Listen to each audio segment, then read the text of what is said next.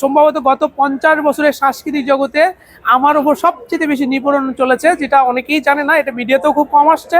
সেটা হচ্ছে যে আমার নামে গেজেট হওয়ার পরেও আমাকে বাদ দেওয়া হয়েছে। ময়না সিনেমা এমন একটা সময় রিলিজ হয়েছে যে সময় দেশে চলচ্চিত্র আসলে হল সংকট এবং নানাবিধ পরিস্থিতি, রাজনৈতিক প্রেক্ষাপট, বইমেলা, অন্যান্য ব্যাপার, এমন একটি সময়ে রিলিজ হলেও 17টি হলে সিনেমাটি রিলিজ পেয়েছে এবং আশা অনুরূপ ভালো সফলতা হচ্ছে।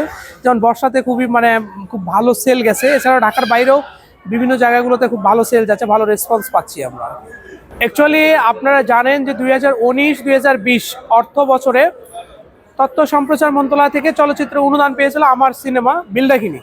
এই সিনেমাটা অনুদান পাওয়ার পরে বিভিন্ন নানা পট পরিবর্তনের কারণে আমাকে সেই জায়গা থেকে বঞ্চিত করা হয় এবং আমার চলচ্চিত্র কেরিয়ার প্রায় ধ্বংসের প্রান্তে চলে গিয়েছিল। এমন একটি সময় জাজ মাল্টিমিডিয়ার সিও আলিমুল্লাহ খোকন আমাকে ময়না সিনেমাটা দেয় এবং এই সিনেমার মাধ্যমে আমি দীর্ঘ প্রায় 3 বছর পরে আমি পরিচালক হিসেবে গত শুক্রবার আমার আত্মপ্রকাশ হয়েছে পূর্ণদৈর্ঘ্য চলচ্চিত্রের পরিচালক হিসেবে। আর স্বল্পদৈর্ঘ্য চলচ্চিত্র আমি ইতিপূর্বেও করেছি, এখনও আমার নেক্সট প্ল্যানের মধ্যে স্বল্পদৈর্ঘ্য চলচ্চিত্র, পূর্ণদৈর্ঘ্য চলচ্চিত্রই আছে।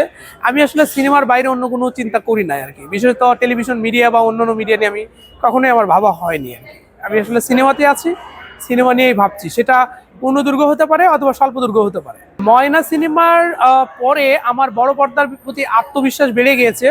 বিশেষত ময়না আন্তর্জাতিকভাবে লন্ডন, ইতালি, কোরিয়া, ইন্ডিয়া বিভিন্ন দেশে যে পরিমাণে ভালো ভালো ফেস্টিভ্যালগুলোতে প্রদর্শিত হয়েছে, পুরস্কার বিজয়ী হয়েছে এবং আন্তর্জাতিক সমালোচকদের দৃষ্টি আকর্ষণ করেছে, সেই জায়গা থেকে বাংলাদেশের সিনেমা বিদেশের একটা অবস্থানে তৈরি করতে পারে বলে আমার যে ধারণা ছিল সেটি আমার আত্মবিশ্বাস বাড়িয়ে দিয়েছে। পাশাপাশি বাংলাদেশের বড় পর্দায় ময়না সিনেমা মুক্তি পেয়েছে এবং সেটার এই কয়েকদিনের যা হল রেকর্ড এবং যে সফলতা এবং আমার সিনেমার বাজেট, আমার সিনেমার কাস্টিং, আপনারা জানেন ম্যাক্সিমাম নিউ কাস্টিং, তারপরে আমার সিনেমা আল্লাহর রহমতে ভালো চলছে। আশা করছি আমি বড় পর্দায় ভালো করব এবং আমি আসলে বড় পর্দা নিয়ে একাধিক কাজ করতে চাই। ইতিমধ্যে আমার একটা কাজ চলছে এবং একটা কাজের আমার প্রি প্রোডাকশন চলছে, সবকিছু মিলে আমি আসলে বড় পর্দাতেই স্থিত হচ্ছি আর কি। আমার সবচেয়ে উল্লেখযোগ্য কাজ হচ্ছে ময়না সিনেমাতে হলো, এর বাইরে আমি একটা চলচ্চিত্র উৎসব করি, আপনারা জানেন সিনেমা কিং আন্তর্জাতিক চলচ্চিত্র উৎসব, যেটা বিভিন্ন দেশে এটা অলরেডি অবস্থান তৈরি করেছে। আমার উল্লেখযোগ্য কাজ হচ্ছে আমি লেখালেখির সাথে যুক্ত, আমি কলাম লিখি এবং আমি সাংবাদিকতা করেছি, এগুলো আমার কাজ।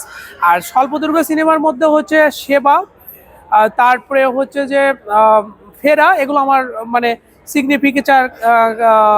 সিগনেচার ওয়ার্ক আর কি, শর্ট ফিল্মের। আর আপনারা জানেন যে আমি আরো দুটো প্রজেক্ট নিয়ে এগোচ্ছি। একটা হচ্ছে দ্য পার্কলেট, ঢাকা শহরে যা যান্ত্রিক জ্যাম, যেটা নিয়ে কাজ, এটা প্রায় 8 বছর যাবত আমার একটা প্রজেক্ট চলছে। এটা নিয়ে আমি একটা ডকুমেন্টারি ফিচার করছি। এর বাইরে বাঁশের সাঁকো, দ্য ব্যাম্বো ব্রিজ নামে একটা পূর্ণদৈর্ঘ্য চলচ্চিত্র অলরেডি আমার শুটিং কিছু অংশ হয়েছে। এর বাইরে আরো একটা কাজ হচ্ছে, সেটা আমি আনুষ্ঠানিকভাবে একটু জানাবো আর কি। আসলে এটা তো সিনেমার প্রোগ্রাম, আমার মনে হয় যে এই প্রোগ্রামটাতে পলিটিক্যাল ব্যাপারটা যায় না। তবে এইটুকু বলি যে 2014 সালে প্রথমত আমি সাবেক ফ্যাসিস্ট সরকারের আমি নির্যাতনের শিকার হয়ে আমার অফিস বন্ধ হয়ে যায় এবং 18তে নির্যাতনের শিকার হয় এবং সর্বশেষ 19-20 অর্থ বছরে আমার নামে গেজেট হওয়ার পরে সম্ভবত গত 50 বছরের সাংস্কৃতিক জগতে আমার উপর সবচেয়ে বেশি নিপীড়ন চলেছে, যেটা অনেকেই জানে না, এটা মিডিয়াতেও খুব কম আসছে। সেটা হচ্ছে যে আমার নামে গেজেট হওয়ার পরেও আমাকে বাদ দেওয়া হয়েছে। আমার মনে হয় বিগত 50 বছরে এত বড় ফেসিজমের সংস্কৃতির অঙ্গনে হয়নি। অ্যাকচুয়ালি আমি সংস্কৃতি কর্মী হিসেবে সংস্কৃতি চর্চা করে যেতে চাই। আমার আসলে কোনো ডেস্টিনেশন বলতে যে একটা পর্যায়ে আমি যাব বা নাম কুড়াবো, সুনাম খেতে হবে, এর চেয়ে বড় কথা আমি একটি সাংস্কৃতিক বলয় তৈরি করতে চাই এবং আমাদের নিজস্ব সংস্কৃতি, একটি কালচারাল যে আমাদের সিগনেচার, যেটা আমরা ইরানি সিনেমায় দেখতে পাই, ইরানি ইনেসা, আমরা ইতালি সিনেমায় রিতালি রিয়েলিজম দেখতে পাই, ঠিক একইভাবে আমরা বাংলাদেশের সংস্কৃতিকে বাংলাদেশি রিয়েলিজম দেখতে চাই।